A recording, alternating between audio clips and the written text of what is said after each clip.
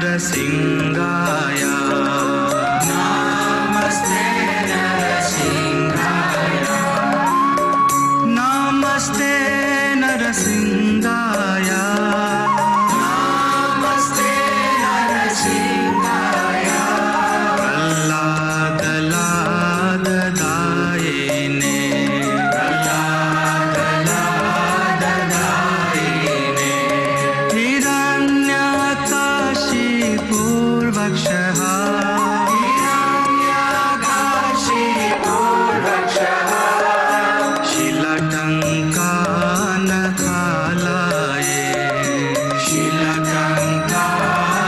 शीलटङ्कानखालये इतो नरसिंहा परतो नरसिंहा इतो नरसिंहा परतो नरसिंहा यतो यतो यामि ततो नरसिंहा यतो यतो यामि ततो नरसिंहा बहिर्नरसिंहा हृदये नरसिंहा बहिर्नरसिंहा हृदये नरसिंहा नरसिंहमधिं शरणं प्रपद्ये नरसिंहमधिं शरणं प्रपद्ये नरसिंहमधिं शरणं प्रपद्ये नरसिंहमधिं शरणं प्रपद्ये तव करकमलवरे नखाम् अद्भुत दालिता हिरण्यकशिपो तनुभृङ्गा केशवधृता नरहरिरूपा जय जगदीश हरे जय जगदीश हरे जय जगदीश हरे तव करकमलवरे नखाम् अद्भुत दालिता हिरण्यकशिपो तनुभृङ्गा केशवधृता नरहरिरूपा जय जगदीश हरे जय जगदीश हरे जय जगदीश हरे तव करकमलवरे नखामद्भुत शृङ्गा दालिता हिरण्यकशिपो तनुभृङ्गा केशवधृता नरहरिरूपा जय जगदीश हरे जय जगदीश हरे जय जगदीश हरे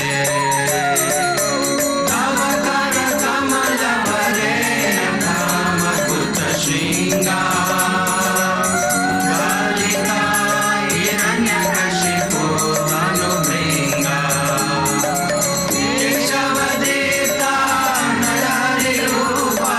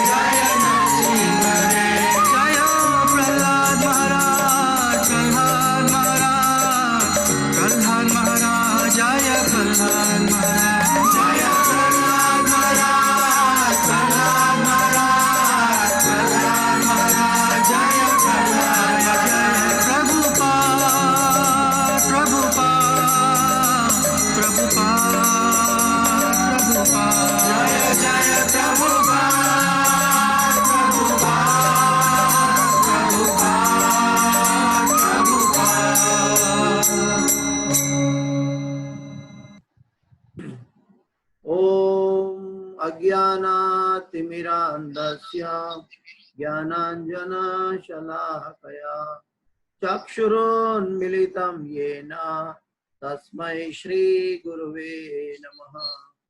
श्रीचैतन्यमनोभीष्टं स्थापितं येन भूतले स्वयं रूप गदा मह्यं ददाति स्वपदान्तिकं। वन्देऽहं श्रीगुरु श्रीयुतापदकमलं श्रीगुरु वैष्णवांश्च श्रीरूपं साग्रजातं सगणा रघुनाथान्वितं तं देवं साद्वैतं सावधूतं परिजना सहितं कृष्ण चैतन्य देवं श्री राधा कृष्ण पादां सगणा ललिता श्री विशाखान्वितांश्च। हे कृष्ण करुणा सिंधु दीनबंधो जगत्पते गोपेश गोपिका कांत राधा कांत नमोस्तुते। तप्त कांचन गौरांगी राधे वृंदावनेश्वरी वृषभानुसुते देवी प्रणमामि हरिप्रिये। वाञ्छाकल्पतरुभ्यश्च कृपा सिन्धुभ्य एव च पतितानां पावनेभ्यो वैष्णवेभ्यो नमो नमः। श्री कृष्ण चैतन्य प्रभु नित्यानंद श्री अद्वैत गदाधर श्रीवासादि गौर भक्त वृंद। हरे कृष्णा कृष्णा कृष्णा हरे हरे, हरे राम राम राम हरे हरे। जयतां सुरतो पंगुर मम मंदमते गतिर् मत्सर्वस्व पदाम्भोजो राधा मदन मोहन। कृष्णाय वासुदेवाय देवकी नंदनाय च नंद गोपकुमाराय गोविंदाय नमो नमः, गोविंदाय नमो नमः, गोविंदाय नमो नमः। पंचतत्वाकं कृष्ण भक्तरूप स्वरूपकं भक्तावतार भक्ताख्यं नमामि भक्तशक्तिकम्। हरे कृष्ण। नमः ओम विष्णुपदाय कृष्ण प्रेष्ठाय भूतले श्रीमदे जय पताका स्वामी नामिने नमः। आचार्य पदाय निताय कृपा प्रदायिने गौर कथा धामदाय नगर ग्रहमतारिणे नमः। ओम विष्णुपदाय कृष्ण प्रेष्ठाय भूतले श्रीमदे भक्ति वेदांत स्वामी नामिने नमस्ते सारस्वती देवी गौरवाणी प्रचरणे निर्विशेष शून्यवादी पाश्चात्य देशतारणे श्री कृष्ण चैतन्य प्रभु नित्यानंद श्री अद्वैत गदाधर श्रीवास आदि गौर भक्तवृंद। हरे कृष्ण कृष्ण कृष्ण हरे हरे, हरे राम राम राम हरे हरे। आप सब भक्तों का स्वागत है। पुरुषोत्तम मंथ आने जा रहा है अगले शुक्रवार से। 17 तारीख से पुरुषोत्तम मंथ शुरू होने जा रहा है, तो उनके उपलक्ष्य में थोड़ी पुरुषोत्तम महीना की थोड़ी बात करेंगे और श्रीमद् भागवत का एक श्लोक भी लेंगे। तो दोनों आज लेंगे, चर्चा करेंगे। श्रीमद् भागवत का एक श्लोक पहले बात करते हैं, उसके बाद पुरुषोत्तम महीना की कथा के बारे में जानेंगे, क्योंकि पुरुषोत्तम महीना सर्वश्रेष्ठ महीना है। 1000 गुरुमर कहते हैं 1000 कार्तिक मंथ के बराबर पुरुषोत्तम मंथ का फायदा है, मतलब फल है। तो कैसे हम भगवान की भक्ति बढ़ाएं और कैसे इस महीने का सबसे ज्यादा कृष्ण प्रेम पाने के लिए उपयोग करें, उसके बारे में चर्चा करेंगे। उससे पहले हम श्रीमद् भागवत के ऊपर जा रहे हैं, एक श्लोक लेंगे, उसके बाद ये चर्चा करेंगे। ओम नमो भगवते वासुदेवाय, ओम नमो भगवते वासुदेवाय, ओम नमो भगवते वासुदेवाय। नारायणं नमस्कृत्यं नरं चैव नरोत्तमं देवीं सरस्वतीं व्यासं ततो जयं मुदीरये। नष्टप्रायेषु अभद्रेषु नित्यं भागवत सेवया भगवते उत्तम श्लोके भक्तिर्भवति नैष्ठकी। हरे कृष्णा। तो श्रीमद् भागवत में आज जा रहे हैं, नैमिषारण्य जा रहे हैं हम लोग शौनक ऋषियों के साथ।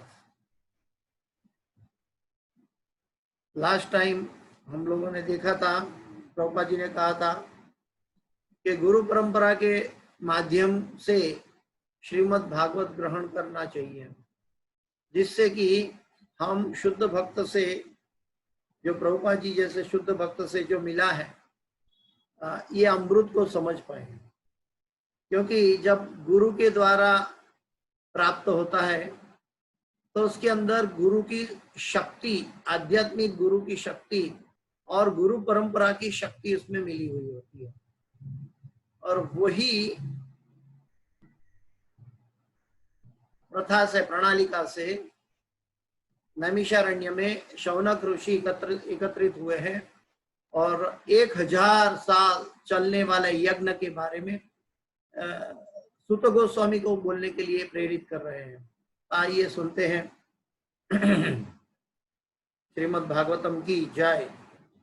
नैमिषे निमिष क्षेत्रे ऋषयः शौनकादयः सत्रं स्वर्गाय लोकाय सहस्र सममासत। नैमिषे निमिष क्षेत्रे ऋषयः शौनकादयः सत्रं स्वर्गाय लोकाय सहस्र सममासतः। नैमिषे निमिष क्षेत्रे ऋषयः शौनकादयः सत्रं स्वर्गाय लोकाय सहस्र सममासतः।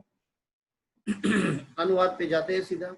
अनुवाद और तात्पर्य भाई श्री भक्तिवेदांत स्वामी श्रील प्रभुपाद महाराज की जय। अनुवाद। थोड़ा गला खराब है। एक बार नैमिषारण्य के वन में एक पवित्र स्थल पर शौनक आदि महान ऋषिगण भगवान तथा उनके भक्तों को प्रसन्न करने के लिए 1000 वर्षों तक चलने वाले यज्ञ को संपन्न करने के उद्देश्य से एकत्र हुए। फिर से अनुवाद पढ़ता हूं। एक बार नैमिषारण्य के वन में एक पवित्र स्थल पर शौनक आदि महान ऋषिगण भगवान तथा उनके भक्तों को प्रसन्न करने के लिए 1000 वर्षों तक चलने वाले यज्ञ को संपन्न करने के उद्देश्य से एकत्र हुए। तात्पर्य में जाने से पहले अनुवाद को थोड़ा समझे, फिर तात्पर्य में प्रभुपाद के साथ चलते हैं।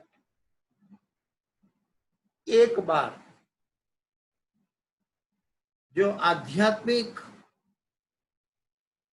उपदेश है, आध्यात्मिक कथा है, पूरे वेदों में, वेदांत में, पुराणों में, संहिता में, उपनिषदों में, तो उस समय एक जब भी बात होती है तो बोलते हैं एक बार। एक बार का अर्थ है कि ये शाश्वत है, और शाश्वत के अंदर एक बार ये बात हुआ। शाश्वत है कैसे जाने? क्योंकि ईस्वी सन आज 2020 चल रहा है। 2020 से पहले के समय में जो हो रहा था तो उसके लिए ये शब्द इस्तेमाल किया जाता था एक बार। लेकिन ये जो आध्यात्मिक है, इटर्नल कथा है, इटर्नल जर्नी की बात है, तो ये शाश्वत है। कभी कभी ये कथा यहाँ पे रुकी हुई नजर आती है, लेकिन वही कथा दूसरे ब्रह्मांड में, दूसरे कल्प में कहीं ना कहीं चलती रहती है, इसलिए उसको शाश्वत कथा कहा जाता है। तो एक बार नैमिषारण्य को किसको कहते हैं? तो ब्रह्मा जी ने एक ऐसा विचार से एक ऐसा चक्र के बारे में सोचा जो सारे ब्रह्मांड को कवर कर ले, सारे ब्रह्मांड को। ऐसा एक चक्र ब्रह्मा जी ने अपने मन से उत्पन्न किया, और ब्रह्मा जी ने ये मन से जो उत्पन्न किया, और उसकी जो धरी, उसका जो सेंटर पिवोट पॉइंट था, पिवोट पॉइंट, मध्य धरी, वो जगह जो थी, वो जगह को नैमिषारण्य कहते हैं। प्रभुपाद जी तात्पर्य में समझाएंगे।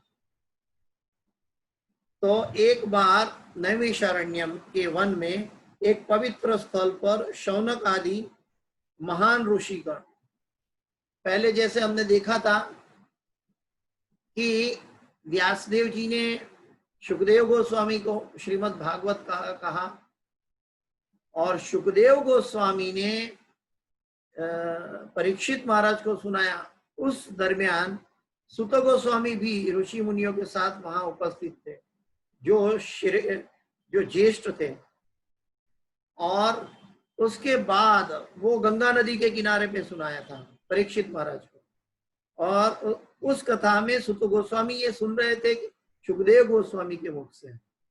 और आज सुत गोस्वामी कहने जा रहा है शौनक ऋषि को नैमिषारण्य। तो ये बात ये है, जब बीज होता है, बीज कहां से आया? नारद मुनि ने व्यासदेव जी को बताया कि श्रीमद् भागवत की रचना की जाए, तो गुरु ने बीज दिया था। नारद मुनि व्यासदेव जी के गुरु हैं, और उन्होंने बीज दिया, उनसे पेड़ हुआ, उसकी शाखाएं हुई, टहनियां हुई, उसके पत्ते लगे, और उसके बाद में उनका फल आया, और वो फल बहुत मीठा था। जैसे कि एक वृक्ष में हम देखते हैं, कभी बीज बोते हैं तो पहले उसका ट्रंक थर्ड आता है बाहर, तो थर्ड में कोई मिठास नहीं होती, न उसकी डालियां, टहनियां या पत्ते में मिठास होती, लेकिन जब उसके ऊपर फल लगता है तो फल आम रस की तरह, आम की तरह बहुत मीठा फल होता है। तो ये हरि कथा है, और हरि कथा का, पूरे वेदांत सूत्र की हरि कथा का ये फल है। श्रीमद् भागवत जो है ये पूरी हरि कथा का फल है, और ये फल जो है हमेशा मीठा होता है और रसमय होता है। इसलिए इसके अंदर पिछले श्लोक में हमने देखा था, निगम कल्प तरोर गलितम फलम, पका हुआ फल, शुक मुखाद मृत द्रव संयुतम, सुखदेव गोस्वामी के मुख से निकला हुआ, और अमृत द्रव्य संयुतम, पिबत भागवतम रसमालयम, हाँ उसको कान से पीना है। लास्ट टाइम हमने बताया था क्यों मुंह से नहीं पीना है। मुंह से पिएंगे तो 6 घंटे में बाहर निकल जाएगा, लेकिन ये जो रस है ये शाश्वत आत्मा को आनंद देने वाला रस है, और आत्मा का आनंद देने वाला जो रस है वो कानों से, आध्यात्मिक रस कानों से पिया जाता है। और भगवान कृष्ण से चली आ रही परंपरा में ये जो श्रीमद् भागवत रूपी फल का जो रस है वो रस कानों से पिया जाता है। तो पीबत भागवतम रसमालय मुहुरहो रसिका भूवि भावुका। और आज नैमिषारण्य के क्षेत्र में, वन में, एक पवित्र स्थल पर शौनक आदि महान ऋषिगण भगवान तथा उनके भक्तों को प्रसन्न करने के लिए, कोई भी कार्य होता है तो भगवान कहते हैं आप क्या कार्य करते हो मैं नहीं देखता, आपके कार्य का हेतु क्या है वो मुझे प्रसन्न करता है। फिर से, हम जो कार्य करते हैं भगवान की भक्ति में, वो कार्य भगवान नहीं देखते हैं, लेकिन वो कार्य करने के पीछे हमारा हेतु मन में क्या है, हृदय में हमारा हेतु क्या है, वो हेतु देखकर भगवान प्रसन्न होते हैं।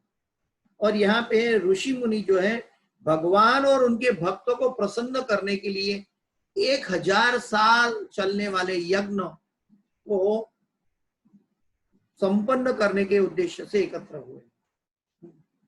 तो जो ऋषिगण है वो लोकहितकारिणों कार्य करते हैं। लोकहितकारिणों, जब तक लोकहितकारिणों नहीं होता है तब तक वो मन को और आत्मा को प्रसन्न करने वाला नहीं होता है। जैसे हमने देखा है कि महान जो धर्म धुरंधर प्रहलाद महाराज, ध्रुव महाराज हो गए, तो उन्होंने जो तपस्या की तो अपना उद्धार किया। प्रहलाद महाराज ने अपने पिता और अपने परिवार का भी उद्धार किया, ध्रुव महाराज ने भी ऐसा ही किया। लेकिन जो शुद्ध भक्त गण है, श्रीमद् भागवत बताती है कि जो शुद्ध गण है वो लोकहितकारिणों के लिए कार्य करते हैं, तो जीवों के कल्याण के हेतु। जैसे भक्तिवेदांत स्वामी श्रील प्रभुपाद जी ने पूरे विश्व में जाकर श्रीमद् भागवत और कृष्ण भावनामृत चेतना को जगाया, तो ये लोकहितकारिणों कार्य है। दो प्रकार के भक्त है, भजनानंदी और गोष्ठियानंदी। भजनानंदी होता है वो अपना उद्धार करते हैं, वो भी भगवान को प्रिय है लेकिन अपना उद्धार करते हैं। लेकिन भगवान को और अति प्रिय कौन है? गोष्ठियानंदी, जो भक्तों की संग में रह के भक्तों से गोष्ठी करके भगवान की महिमा का आदान प्रदान करते हैं। तो तात्पर्य पढ़ते हैं। तात्पर्य भाई श्री भक्तिवेदांत स्वामी श्रील प्रभुपाद महाराज की जय। पिछले 3 श्लोक में श्रीमद् भागवत के उपोद्घात के रूप में थे। अब इस महान ग्रंथ का मुख्य विषय प्रस्तुत किया जा रहा है। मतलब अभी भागवत के मंगलाचरण के बाद अभी मुख्य विषय के ऊपर हम जा रहे हैं धीरे धीरे। श्रीमद् भागवत प्रथम बार श्रील सुखदेव गोस्वामी द्वारा सुनाए जाने के बाद अब दूसरी बार नैमिषारण्य में सुनाया जा रहा था। तो नैमिषारण्य क्या है उसके बारे में अभी प्रभुपाद जी प्रकाश डाल रहे हैं। वायवीय तंत्र में कहा गया है कि इस विशिष्ट ब्रह्मांड के शिल्पी ब्रह्मा ने एक ऐसे विराट चक्र की कल्पना की जो ब्रह्मांड को चारों ओर से घेर सके। तो ब्रह्मा जी ने एक ऐसे विराट चक्र की कल्पना की जो पूरे ब्रह्मांड को चारों ओर से घेर सके। इस विराट चक्र की धुरी, उसका पिवोट पॉइंट, सेंटर पॉइंट, इस विराट चक्र की धुरी एक विशिष्ट स्थान पर स्थित की गई, एक विशिष्ट जगह पे उसको स्थिर किया, जिसे नैमिषारण्य कहते हैं। उसको नैमिषारण्य कहते हैं, जहां पे वो केंद्र बिंदु था, वो बहुत पवित्र स्थल था। देखिए, ब्रह्मा जी की काल्पनिक बात भी बहुत पवित्र और शास्त्रों संगत होती है। इसलिए हमें ये समझना चाहिए कि हम मनोधर्म से भगवान की भक्ति करेंगे तो नहीं चलेगा। हमें शास्त्र चक्षु से कार्य करना होगा। हमें चमड़े की आंखों से नहीं बल्कि शास्त्र चक्षु से देखना है। लेकिन भगवान ने ब्रह्मा जी को एक एम्पावरमेंट दिया है और वो एम्पावरमेंट से वो ये कार्य कर रहे हैं। इसी प्रकार से नैमिषारण्य के वन का एक अन्य प्रसंग वराह पुराण में आता है कि जिसमें यह कहा गया है कि इस स्थान पर यज्ञ करने से आसुरी लोगों की शक्ति घटती जाती है। आसुरी लोग जो है उसका पावर, उसकी शक्ति कम होती जाती है। अतएव ब्राह्मण लोग ऐसे यज्ञों को नैमिषारण्य में करना श्रेष्ठ समझते हैं। भगवान विष्णु के भक्त उनकी प्रसन्नता के लिए सभी प्रकार के यज्ञ करते हैं। भक्तगण निरंतर भगवान की सेवा में लगे रहते हैं, जबकि पतित जीव भौतिक सुखों में आसक्त रहते हैं। 2 चीज है इसमें, थोड़ा दिखाई देता है और होता क्या है वो दोनों अलग अलग है। जो भौतिक जीव लोग हैं वो कहते हैं कि हम पूरा दिन भगवान की भक्ति नहीं करते, सुबह आधा घंटा कर लिए, काम हो गया, और फिर हम पूरा दिन कर्मठ बने रहते हैं और काम करते रहते। लेकिन भगवान का भक्त सदैव हरेक कार्य करते समय भगवान का चिंतन करता है, भगवान का स्मरण करता है, भगवान का नाम जप करता है। दोनों में अंतर क्या है कि जो दिखाई देता है कि सांसारिक लोग भगवत भक्ति को प्राधान्य देते हैं, ऐसा दिखाई देता है, और उसको सेपरेट करके फिर अपना कर्मठ उद्देश्य फोकस करते हैं। लेकिन उन्होंने आध्यात्मिक और भौतिक चीज को अलग कर दिया। भक्त ने अलग तो करना है, लेकिन भक्त क्या करता है कि हर एक कार्य को कृष्णमय प्रस्तुत करता है। तस्मात् सर्वेषु कालेषु माम अनुस्मरयुत्य च। तो भक्तगण निरंतर भगवान की सेवा में लगे रहते हैं, नित्यम भागवत सेवा। जबकि पतित जीव भौतिक सुखों में आसक्त रहते हैं। वो क्या करते हैं कि भगवान की भक्ति करके आज का कोटा खत्म हो गया, अभी जो करना है भौतिक चीजों में करते रहो, तो वो गलत है। भगवत गीता में कहा गया है कि भौतिक जगत में भगवान विष्णु की इच्छा के अतिरिक्त जिस किसी कारण से कोई भी कर्म किया जाता है, कर्ता के लिए वह और अधिक बंधन का कारण होता है। यज्ञार्थात कर्मणोन्यत्र लोकोयम कर्म बंधन। यज्ञ भगवान विष्णु के लिए करना चाहिए, अथवा नहीं तो ये कर्म बंधन होगा। भगवत गीता में भगवान ने कहा है, वही बात प्रभुपाद जी यहाँ याद दिला रहे हैं। ये कर्ता के लिए वह और अधिक बंधन का कारण होता है। इसलिए ऐसा आदेश दिया गया है कि सारे कर्म विष्णु तथा उनके भक्तों की प्रसन्नता के लिए यज्ञ रूप में संपन्न किए जाएं। इससे प्रत्येक व्यक्ति को शांति तथा संपन्नता प्राप्त होगी। जब हम भगवान विष्णु को ऋषिके न ऋषिकेश सेवनम भक्ति रुच्यते, जब हम भगवान विष्णु की तुष्टि के लिए यज्ञ करेंगे तो ऑटोमेटिक उसकी डालियां टहनियां सभी को पर्याप्त मात्रा में जो ताकत है वो मिल जाएगी। जैसे वृक्ष के मूल में पानी डालने से सारी टहनियां पत्ता में पानी चला जाता है। बड़े बड़े ऋषि मुनि जन सामान्य का कल्याण करने के लिए सदैव उत्सुक रहते हैं। बड़े बड़े ऋषिगण का हेतु क्या है? जन सामान्य का कल्याण करने के लिए सदैव उत्सुक रहते हैं। क्यों ऐसा करते हैं? क्योंकि वो जानते हैं उनके हृदय में एक भाव है। सांसारिक लोग क्या करते हैं? पर दुखे सुखी, पर सुखे दुखी। सांसारिक लोग के अंदर ईर्ष्या और द्वेष होता है। तो सांसारिक लोग पर सुखे दुखी होते हैं और पर दुखे सुखी होते हैं। लेकिन आध्यात्मिक जगत के भक्त लोग क्या करते हैं? पर दुखे दुखी, पर सुखे सुखी। सभी जीवों को जन्म मृत्यु जरा व्याधि से बाहर कैसे निकाला जाए, उस वेदना से बाहर निकालने के लिए ऋषि मुनि गण, प्रभुपाद जैसे संत गण जीवों के कल्याण हेतु ये कार्य करते हैं। फलस्वरूप शौनक आदि ऋषि एक महान तथा निरंतर चलने वाले यज्ञ अनुष्ठान को संपन्न करने के उद्देश्य से इस नैमिषारण्य नामक पवित्र स्थान पर एकत्र हुए। भुलक्कड़ लोग शांति तथा संपन्नता पाने का सही मार्ग नहीं जानते, किंतु साधु पुरुष इसे भली भांति जानते हैं। एक्चुअली कलयुग एक कलह का युग है। एवरीवेयर झगड़ा हमें मिलेगा, सभी जगह। लेकिन ये झगड़ा का हेतु क्या होता है? हम एक झगड़े का मूल में जाके उसका कारण ढूंढ के वो कारण को सॉल्व करने का प्रयत्न करते हैं, तो उससे वो झगड़ा शांत नहीं होता।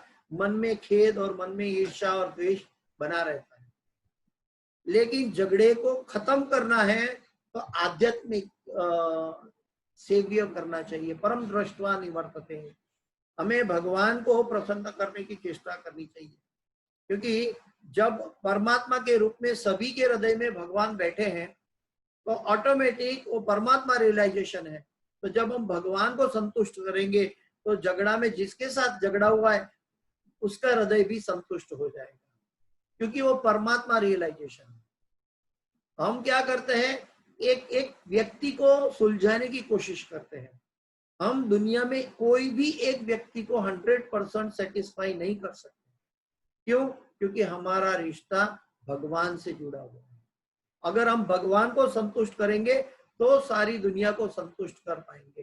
कृष्ण तुष्टे जगत तुष्ट। फलस्वरूप वे समस्त लोगों के कल्याण के लिए ऐसा कर्म करना चाहते हैं जिससे विश्व में शांति आ सके। वे समस्त जीवों के शुभ चिंतक मित्र हैं। भगवान शुरुदम सर्वभूता नाम है और उनके शिष्यगण, उनके भक्तगण का अंदर भी वही भाव है कि जीवों के शुभ चिंतक मित्र हैं।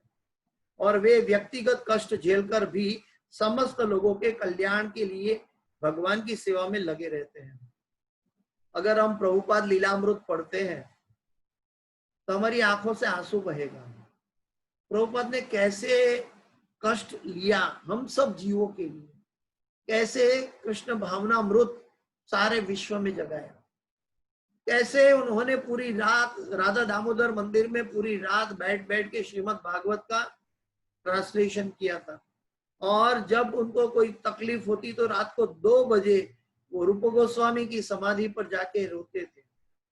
वो प्रभुपाद जी कार्गो शिप में गए, 2 हार्ट अटैक हुए, फिर भी जीवों के कल्याण के लिए और अपने गुरु के आदेश के लिए उन्होंने अपनी यात्रा जारी रखी।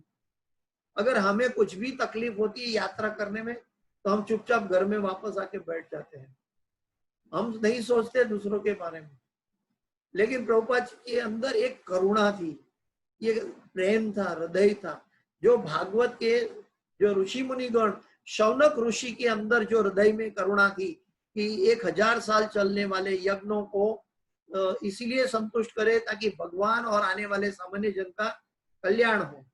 तो ठीक वैसे ही प्रभुपाद जी भी हमारे लिए ऐसी करुणा लेकर गए थे और ये करुणा जगाकर सारे पाश्चात्य जगत शून्यवाद को नाश करके वापस सभी जीवों को भगवान की भक्ति में जोड़ रहे हैं।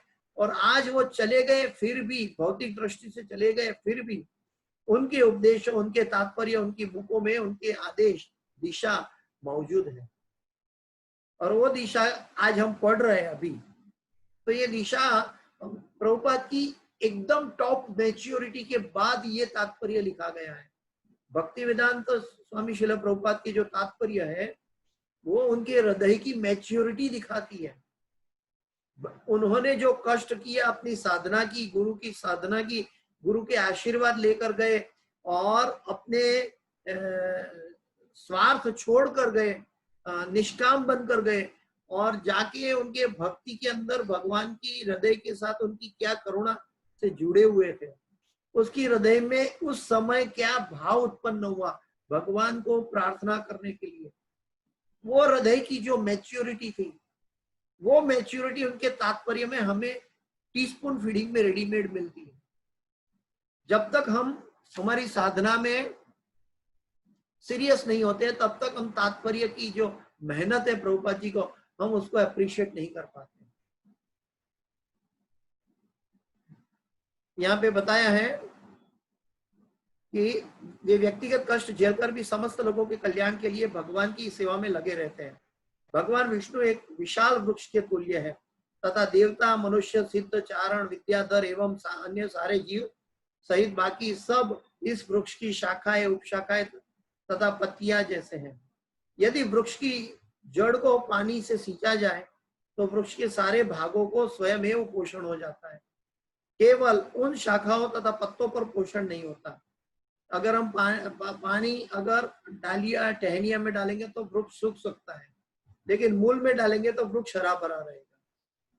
तो हम जब भगवान कृष्ण के लिए, जो श्रीमद् भागवत है भगवान कृष्ण का वांगमय स्वरूप है और जैसे श्री कृष्ण जो है वो भगवान स्वयं है ये भागवत के रूप में, और जब उनके द्वारा दिए गए आदेश पे हम अपने आप को केंद्रित करेंगे तब हम उसके रस में डूबेंगे। जैसे कि एक छिद्र वाला पात्र होता है और छिद्र वाला पात्र में कितना भी पानी भरो और फिर लेके जाओ तो पानी निकल जाता है। उस एक पात्र के अंदर 100 छिद्र है और वो छिद्र लेकर हम चलते हैं पानी लेकर तो पानी निकल जाता है, उसमें पानी बचता नहीं है। लेकिन अगर वही पात्र पानी में डुबो के रखें तो वो पानी गिरता नहीं है, वो भरा रहता है। ठीक वैसे ही हमारे अंदर, हमारे कर्मों के द्वारा हमारे अंदर इतनी तकलीफ है कि हमारे अंदर इतने छेद है, हमारी मानसिक मनोधर्म में इतने छेद है कि हम आध्यात्मिक रस का आस्वादन नहीं कर पाते। जैसे भागवत खत्म हुआ हमारा रस शुष्क हो जाता है और जैसे हमारा जो छन्नी वाला जो पात्र है, हमारा मानसिक पात्र है, उसको पानी की बकेट में रख दो तो जैसे पानी भर जाता है, ठीक वैसे ही हम जैसे ही भागवत के अंदर डूब जाएंगे तब हम भागवत का आस्वादन कर पाएंगे। कहने का मतलब यह है कि भागवत का आस्वादन करने के लिए हमें भागवत में डूबना होगा, हमें मनोधर्म को बाजू में रखना होगा और एक्चुअल ऋषिगण जो जो भाव से एकत्रित हो रहा है वो भाव से हमें श्रीमद् भागवत को समझने की चेष्टा करनी चाहिए। इसी प्रकार जब यह मानव समाज अलग हुए शाखाओं तथा पत्तियों की तरह भगवान से रहित हो जाता है तो उसकी सिंचाई पोषण नहीं की जा सकती। जो ऐसा करता भी है वो अपनी शक्ति तथा साधनों का अपव्यय करता है। यानी कि जब तक हमारी लिंक, हमारा संबंध श्रीमद् भागवत से जुड़ा नहीं है, और वो कौन जोड़ता है? वो भागवत जोड़ता है। दो प्रकार के भागवत है, एक पर्सन भागवत, एक बुक भागवत। आज हम बुक भागवत पढ़ते हैं, लेकिन किसके द्वारा समझाया गया है? पर्सन भागवत के द्वारा। वो कौन है? भक्तिवेदांत स्वामी श्रील प्रभुपाद महाराज। तो उनके द्वारा अगर हम समझते हैं तो ठीक है, नहीं तो हम समय का अपव्यय कर रहे हैं। आधुनिक भौतिकतावादी समाज परमेश्वर से अपना संबंध तोड़े हुए हैं। उसकी सारी योजनाएं जो नास्तिक नेताओं द्वारा तैयार की जाती है। आजकल हम सब जो कार्य करते हैं तो मेरा भारत महान कहते हैं, अच्छी बात है, हमारी जन्मभूमि है, लेकिन क्या होगा अगर कल हमने कोई और देश में जन्म ले लिया? लेकिन जो भगवान के भक्तगण हैं वो आत्मा की यात्रा को देखते हैं, और भौतिक लोग हैं, सांसारिक लोग हैं, और जो राजनीतिक लोग हैं वो शरीर का यात्रा को देखते हैं और शरीर के साथ जुड़े हुए संबंध को देखते हैं। तो उनका जो दृष्टि बिंदु है संकुचित और सूक्ष्म होता है। लेकिन जो ऋषि मुनि गण है वो जीव की यात्रा देख रहे हैं कि जीव का दूसरा जन्म व्यर्थ न जाए। परीक्षित महाराज को 7 दिन में मृत्यु आने वाली है, तो उसका मनुष्य जीवन जो है उसका श्रेय प्राप्त हो। तो आध्यात्मिक दृष्टि जो कौन है वो आत्मा पर केंद्रित है, आत्मा की यात्रा पर है। उसकी सारी योजनाएं जो नास्तिक नेताओं द्वारा तैयार की जाती है वे पग पर विफल होगी, यह निश्चित है। फिर भी वे जगने का नाम नहीं लेते, क्योंकि वो क्यों नहीं जगते? आई मी एंड माई, अहम ममेति, उसी में डूबे रहते हैं। पुनश्चर्वित चर्वणा नाम, प्रभुपाद जी समझाते हैं कि जैसे कि एक चीज हमने चबाई, उसमें रस चूस लिया, फिर कुच्चा निकाल के हमने बाहर फेंक दिया, वही कुच्चा उठा के अपने संतान ने फिर से चबाना शुरू किया। उसमें रस नहीं मिला लेकिन ढूंढता रहा, फिर उसको रस नहीं मिला तो उसने भी चबा के फेंक दिया, फिर उसके पुत्र ने उठाया। तो ये संसार ऐसे चल रहा है, भौतिक संसार। बाल्यावस्था ब्रह्मचर्य, युवावस्था जिसको गृहस्थ अवस्था कहते हैं, फिर वानप्रस्थ, फिर संन्यास, चतुर्वर्ण मया सृष्टम। तो ऐसी अवस्था में जैसे पिता ने शादी की तो मैंने शादी की, पिता ने इसकी आराधना की तो मैंने इसकी आराधना की। हम वो ट्रेडिशनल में चलते हैं, हम शास्त्र चक्षु से नहीं चलते। हम मनोधर्म या जो शारीरिक कुल परंपरा है उसके द्वारा चलते हैं। हमें किसके द्वारा चलना चाहिए? हमें शास्त्र की परंपरा के द्वारा चलना चाहिए, शास्त्र चक्षु के द्वारा चलना चाहिए। भगवान श्री चैतन्य महाप्रभु ने इसकी विधियों का तथा साधनों को अत्यंत वैज्ञानिक ढंग से प्रस्तुत किया। वैज्ञानिक, साइंटिफिक, कोई भी सेंटिमेंट नहीं है इसमें। जो भी है इसके पीछे सॉलिड कारण दिया है, सॉलिड बेस दिया है।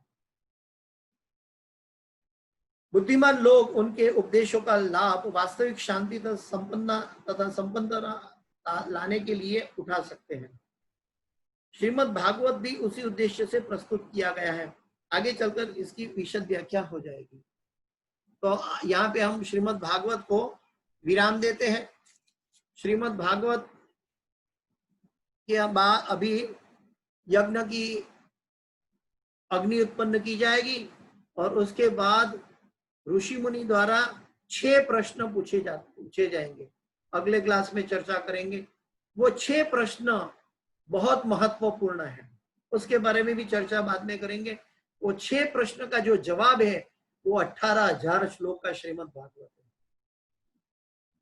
तो वो 6 प्रश्न कितना महान है उसके बारे में हम चर्चा करेंगे अगले क्लास में।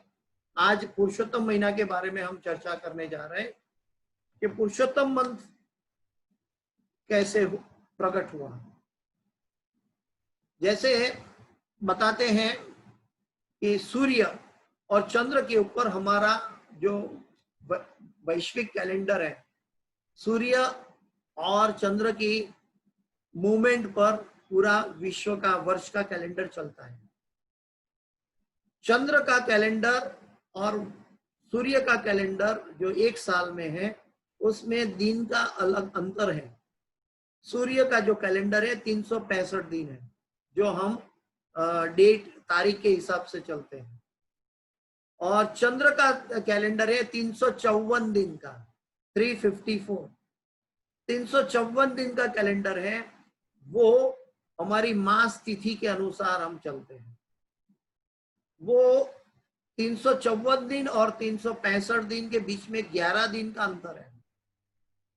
वो 11 दिन का जो लैप्स होता है, वो 3 साल में इकट्ठा होकर एक महीना बन जाता है।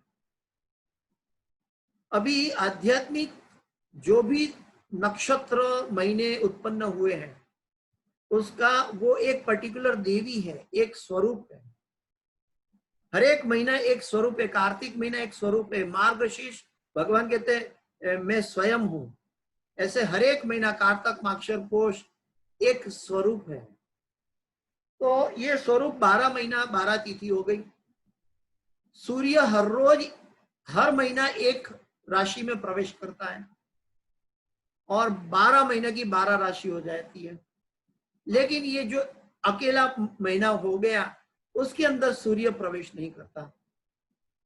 तो सभी मास जो है उनको कहते हैं मल मास कहते हैं। भाई तुम्हारे अंदर कोई प्रवेश करने के लिए तैयार नहीं है। तो मल मास की जो देवी है वो भी रो रही है। आध्यात्मिक जगत में हर एक चीज साकार है, याद रखें। हमारे लिए जो नहीं दिखाई देता हम उसको निराकार या एक उपमा मान लेते हैं या एक प्लेटफॉर्म मान लेते हैं। लेकिन आध्यात्मिक दृष्टि से चर और अचर भगवान द्वारा उत्पन्न किए गए हैं और भगवान के द्वारा सभी चेतनवंत है। पहाड़ भी चेतनवंत है, हाँ, भगवान की दृष्टि से। तो ये मल मास की देवी उत्पन्न हुई और रो रही थी कि भाई मुझे सभी लोग निकाल रहे हैं, अभी मेरा क्या होगा। कोई मुझे सम्मान भी नहीं देता, कोई मुझे मानता भी नहीं, कोई राशि नक्षत्र। तो उन्होंने भगवान विष्णु के पास प्रार्थना की। जो मल मास की देवी ने भगवान विष्णु के पास प्रार्थना की और भगवान विष्णु के पास भी इसका हल नहीं मिला। भगवान विष्णु ने देखा, हाँ भाई तुम्हारा ऐसा 11 दिन का लैप से एक महीना हो गया, अभी आप कहाँ जाओगे। भगवान भी सूर्यदेव भी इस राशि में प्रवेश नहीं करते। तो मल मास कहा लोग कहते हैं। तो अभी आपकी जो रुदन है, आपका दुख है, उसका निराकरण तो होना चाहिए, क्योंकि भगवान वैकुंठ जगत में कभी कुंठा नहीं है। वैकुंठ जगत में सभी लोग आनंदमय हैं और वहां ये मलमास की देवी रुदन करके चली गई। तो वहां तो रुदन है नहीं, वहां तो कोई कुंठा है नहीं, और न भगवान विष्णु के पास उसका जवाब मिला। तो भगवान विष्णु ने कहा कोई बात नहीं, आप मेरे साथ चलो। और वो मलमास की देवी को लेकर भगवान विष्णु गोलोक वृंदावन में श्वेत द्वीप में चल पड़े। जब श्वेत द्वीप में जा रहे तो श्वेत द्वीप का जो इतना प्रकाश था, वो प्रकाश में इवन भगवान विष्णु की आंखें बंद हो गई। भगवान विष्णु भी नहीं देख पा रहे थे कि इस सफेद प्रकाश के आगे क्या है, और ये आंखें बंद हो गई। लेकिन भगवान कृष्ण ने देखा कि भगवान विष्णु आ रहे हैं, तो तुरंत उन्होंने कृपा करके भगवान विष्णु को आने का मार्ग सुलझ बना दिया। और उसके बाद भगवान विष्णु के पीछे पीछे वो मलमास की देवी भी गोलोक में प्रवेश कर गई। और भगवान विष्णु ने उस देवी का पूरा वृतांत भगवान को बताया, क्योंकि वो विष्णु के पीछे खड़ी थी और रोने का आवाज आ रहा था। और भगवान कृष्ण कह रहे कि अरे गोलोक वृंदावन में तो कोई सब आनंदमय है, आनंदमय अभ्यासात है, और यहाँ पे रुदन कहाँ सा है। और भगवान विष्णु ने मलमास की देवी का पूरा वृतांत सुनाया। और तब जाके भगवान कृष्ण ने कहा कि उसको जिसका कोई नहीं है यार, उसका मैं हूं। तो भगवान कृष्ण ने कहा उसको मैं अपना समकक्ष ताकत प्रदान करता हूं और उनको मेरा नाम भी प्रदान करता हूं और उनका ऐश्वर्य मेरे समकक्ष प्रदान करता हूं। और ऐसे कह के जो मल मास की देवी को उसके बाद पुरुषोत्तम मास कहा गया। पुरुषोत्तम मास में एक बहुत बड़ा फायदा ये है कि इस मास में किया गया जप तप हजारों लाखों गुना बढ़ता है। इस मास में अगर हमने डेली मंगला आरती की है तो उसको लाखों बार हमने भगवान की मंगला आरती करके भगवान का पूजन सूजन किया है। दूसरी बात है कि इस महीने में अगर हमने भगवान विष्णु की, भगवान कृष्ण की भक्ति की है, पुरुषोत्तम की भक्ति की है, तो वो अनेक गुना फल देती है, जिसके द्वारा भक्त गण के लिए एक स्पेशल सेल है कि वो अपनी भक्ति बढ़ा सकता है। जो सांसारिक कर्मी लोग हैं उनके लिए भी एक स्पेशल सेल है भगवान की कृष्ण की भक्ति में जुड़ने के लिए और भक्त को अपनी भक्ति बढ़ाने के लिए, क्योंकि वो एक एफर्ट से 1000 गुना मल्टीप्लाई होता है। हम एक सीधी भक्ति ठीक से नहीं कर पाते, लेकिन इसमें 1000 गुना भक्ति मिलती है। इसमें बताया है कि लोग गंगा स्नान, नदी का स्नान करते हैं जिससे आध्यात्मिक फायदा है। काफी बातें हैं इसके अंदर, धार्मिक कार्य कोई नहीं करता इसके अंदर और सभी लोग भगवान पुरुषोत्तम की भक्ति में लगते हैं। तो उस पुरुषोत्तम मास की एक और अलग अलग पुराणों में, अलग अलग स्कंद में, अलग अलग कल्प की अलग अलग बात पुरुषोत्तम मास की बताई गई है। स्कंद पुराण में, पद्म पुराण में अलग अलग बातें बताई है, लेकिन वो कल्प के अनुसार अलग अलग इतिहास है। एक समय में 5 पांडव का जो वनवास चल रहा था, तो वनवास में जाते जाते वो काम्य वन में एकत्रित हुए और भगवान कृष्ण उनको मिलने के लिए गए। जब भगवान कृष्ण काम्य वन में 5 पांडवों को मिलने गए तो ज्येष्ठ भ्राता युधिष्ठिर जी ने भगवान श्री कृष्ण को एक प्रश्न किया कि उनको इतना दुख क्यों झेलना पड़ रहा है। वो भगवान के भक्त होते हुए भी उनको इतना दुख क्यों है। तब जाके उस प्रश्न का उत्तर देते हुए भगवान कृष्ण पुरुषोत्तम मास के बैकग्राउंड के बारे में बताते हैं।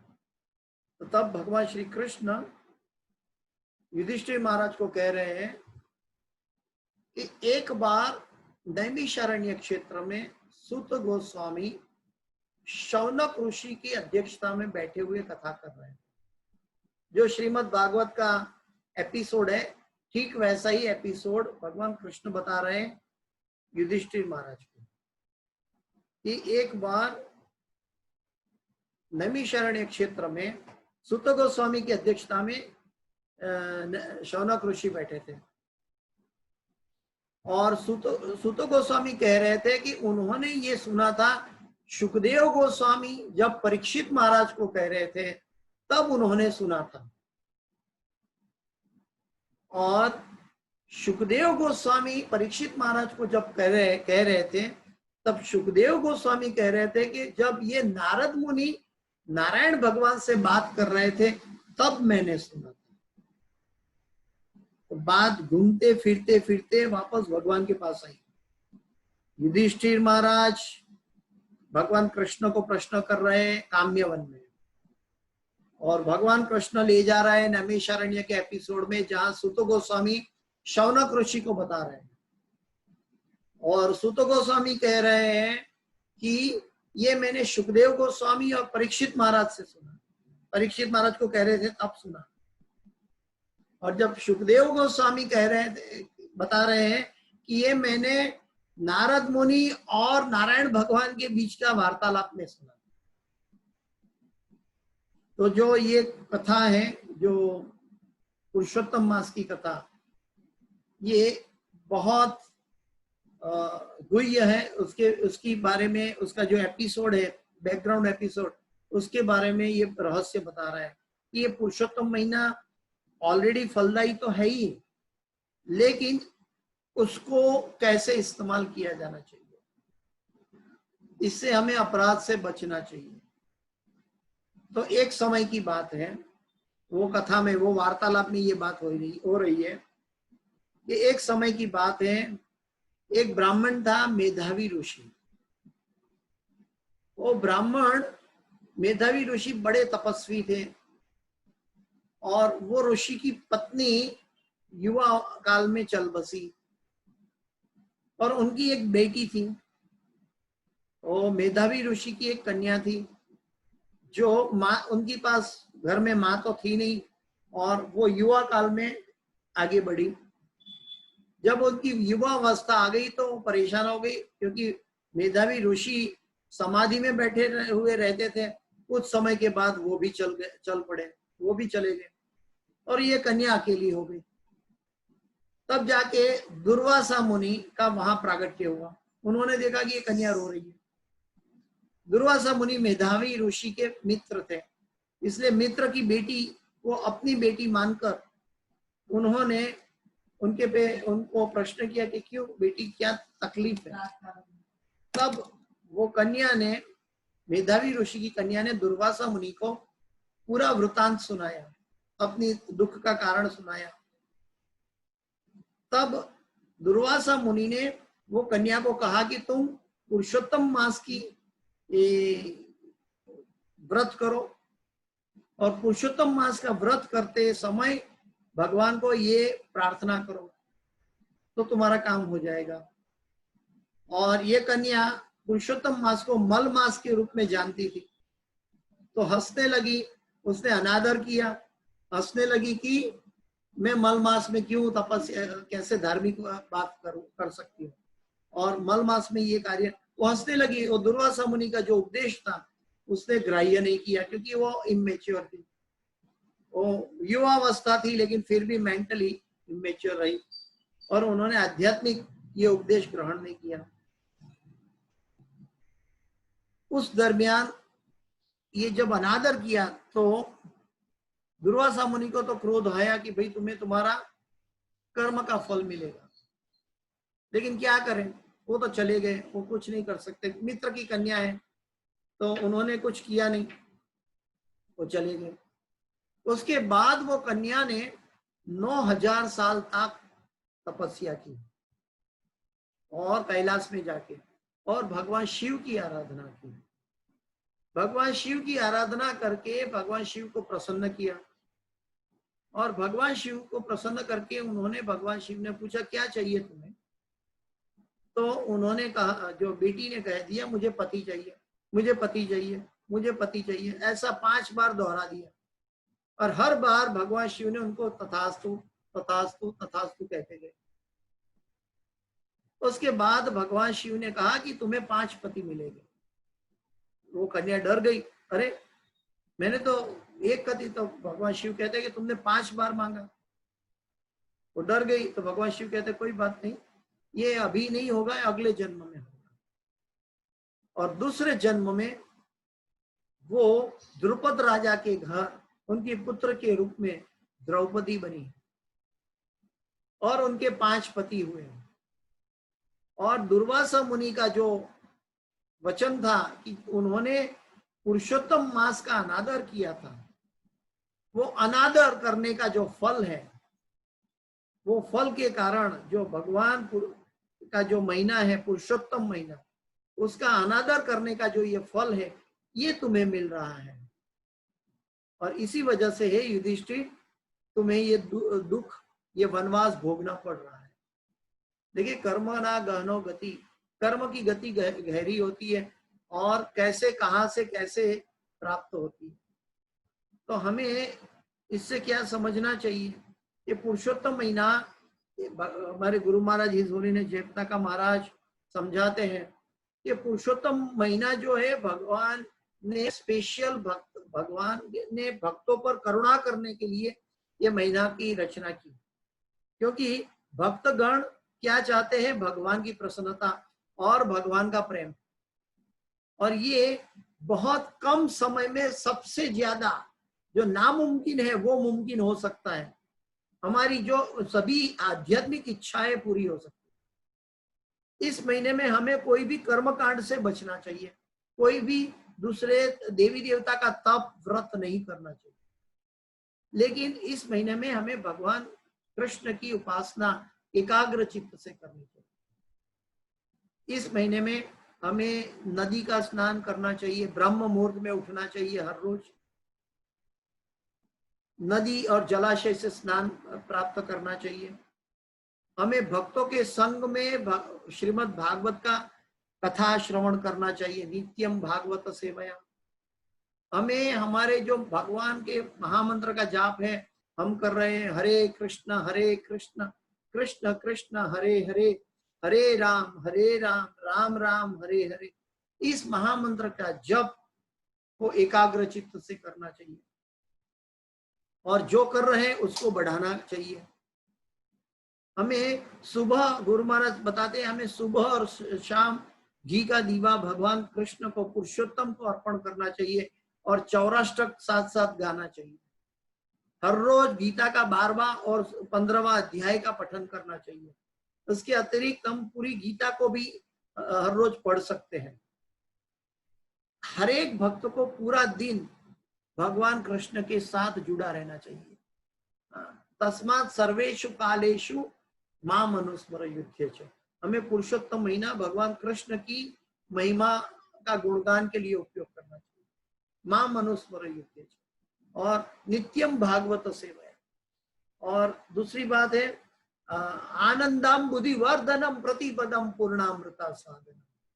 ये जो पुरुषोत्तम मास में जो किया गया तप है, जप है, वो 1000 हमने कार्तिक महीना में जब तप किया उतना फल देता है।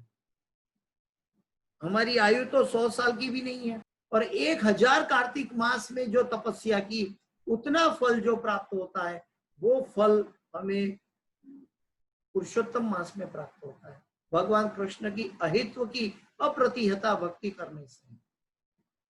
और इससे हमें, जैसे कि हम एक पुष्प अर्पण करते हैं भगवान को, तो एक पुष्प अर्पण करते तो हमें एक पुष्प अर्पण करने का फल मिलता है। लेकिन ये एक पुष्प हमें, अगर हम मन से अर्पण करते हैं तो पुष्प की बागान वाटिका भगवान को अर्पण कर सकते। ये पुष्प की वाटिका अगर हम कार्तिक महीना में अर्पण करते हैं तो इसका 1000 गुना फल मिल जाता है, 100 गुना फल मिल जाता है। लेकिन अगर पुरुषोत्तम महीना में अगर हम ये कार्य करते हैं तो हजारों कार्तिक महीने का कार्य भगवान कृष्ण की भक्ति की उतना फल मिल जाता है। जैसे कि ये लौल्यम है, ये भगवान की भक्ति का एक भूख बढ़ाने की और प्रेम बढ़ाने की बात है। ये एक स्पेशल डिस्काउंटेड सेल है। जैसे हमारे षड गोस्वामी बताते हैं, षड गोस्वामी ने कहा कि भगवान ने हमारे साथ जाति की है, भगवान ने हमें एक ही मुख दिया है ताकि हम एक ही बार बोल सकते हैं हरे कृष्ण कृष्ण कृष्ण हरे हरे, हरे राम राम राम हरे हरे। भगवान ने अगर हमें 10 मुख या 1000 मुख या लाख मुख दिए होते तो हम 1 लाख मुख से एक ही बार में 1 लाख बार भगवान का नाम का उच्चारण कर सकते थे। तो ये शुद्ध भक्त के हृदय की प्रेम वश एक गाथा है, प्रेम का उत्पीड़न है कि भगवान को अनगिनत मात्रा से कैसे प्रेम करें। तो वो अनगिनत मात्रा से प्रेम करने का और हमारी आध्यात्मिक इच्छाएं, जो भगवान कृष्ण की भक्ति की इच्छाएं जो है, वो भक्ति बढ़ाने की इच्छाएं पूरी करने की जो गाथा है, ये गाथा पूरी करने का ये एक अलौकिक अवसर है अधिक मास, जो गुरु परंपरा के द्वारा हमें ये प्राप्त हुआ है। संसार में लाखों करोड़ों लोग हैं, किसी को पता भी नहीं होता, पता होने वाले में लोग कर नहीं पाते। कोई इस महीना में एक महीना खाना खाता है, कोई फलाहार करता है, कोई 2 टाइम खाना खाता है, फिर हर रोज गंगा स्नान करता है, गंगा स्नान, यमुना स्नान। गुरु महाराज बताते हैं कि अगर हम गंगा यमुना तक नहीं जा सकते हैं तो हम स्नान करने के समय कपड़ा पहन के स्नान करें और आंतर वस्त्र पहन के स्नान करें और 3 बार या 5 बार गंगा का आह्वान करें, गंगा गंगा गंगा गंगा गंगा, या यमुना या गोदावरी, कावेरी, नर्मदा, इस नदियों का आह्वान करके बुलाए और हम स्नान करें। नहीं तो हम गंगा जल हमारे घर में बॉटल में है तो गंगा जल एक पानी के साथ मिला के वो पानी हमारे ऊपर स्नान के साथ उपयोग करें, ताकि हमने नदी का स्नान किया। हम जैसे जैसे भी हमारी हम जहां भी है, जैसे भी हम हैं, उस अवस्था में हम पुरुषोत्तम महीना में भगवान कृष्ण को और उनके भक्तों को प्रसन्न करने की सबसे अधिक से अधिक चेष्टा करें। ये हमारे अंदर हृदय में लौल्यम भाव बढ़ाए और लौल्यम भाव बढ़ाने का ये सुअवसर है। ये अवसर बार बार नहीं मिलता, तो इसीलिए पुरुषोत्तम मास हमारे लिए एक बड़ा सेल है, भगवान के भक्तों के लिए बहुत बड़ी गाथा है। हम इसके अंदर भगवान की जो गीता है, वो गीता का डिस्ट्रीब्यूशन करने के लिए भी जा सकते हैं। भगवान की ये जो प्रभुपाद ने जो श्रीमद् भागवत दिया है, ये भागवत का डिस्ट्रीब्यूशन कर सकते हैं, भागवत की कथा का श्रवण कर सकते हैं, भागवत की कथा का मच्चिता मद्गत प्राणा बोधयंत परस्परम कर सकते हैं। लेकिन ये नित्य जितना ज्यादा हो सके ये कार्य करना चाहिए और चौराष्टक तो भूलना ही नहीं चाहिए, क्योंकि ये भगवान से प्रेम से जोड़ने का बात है। भगवान को चोर कहने पर भी भगवान प्रसन्न होते हैं। ये भगवान का भक्त ही जान सकता है। अगर संसार में हमें कोई चोर कह दे तो हमें बुरा लग जाता है और ये इंसल्ट माना जाता है, अपमान माना जाता है। लेकिन भगवान को अगर किसी ने चोर कह दिया तो भगवान उसमें भी आनंद उठाते हैं। तो ये भगवान को प्रसन्न करने, भक्त और भगवान के बीच में प्रेम का आदान प्रदान बढ़ाने का ये सुअवसर है अधिक महीना। कभी भी ये सुअवसर आप गवाइएगा मत। हर रोज ब्रह्म मुहूर्त में सुबह में उठिए और स्नान करके नदियों का, जलाशय का ध्यान करके, आह्वान करके, स्नान करके हमें भगवान की साधना, हरे कृष्ण कृष्ण कृष्ण हरे हरे, हरे राम राम राम हरे हरे, इस महामंत्र का जाप कीजिए और हमारा प्रेम, हमारा भक्ति बढ़ाइए। थैंक यू वेरी मच आप सबका इस कथा में जुड़ने के लिए। इस कथा में कोई त्रुटि रह गई है तो मेरी तरफ से है, और इस कथा के अंदर जो भी सुकृति है वो मैं मेरे गुरु महाराज इस बोली ने जय पताका स्वामी आचार्यपाद गुरु महाराज को अर्पण करता हूँ, क्योंकि उनकी कृपा से ये प्राप्त हुआ है। और ये प्राप्त होने से आप सब भक्तगण भगवान के प्रेमी भक्त हैं, इसलिए सुनने के लिए एकत्रित हुए हैं। आपका कोई भी प्रश्न है मुझे व्हाट्सएप पे पूछ सकते हैं। यहाँ पे हम विराम लेते हैं आज की कथा का, श्रीमद् भागवत की कथा का और पुरुषोत्तम मास की कथा का आज हम यहाँ पे विराम लेते हैं। हरे कृष्ण।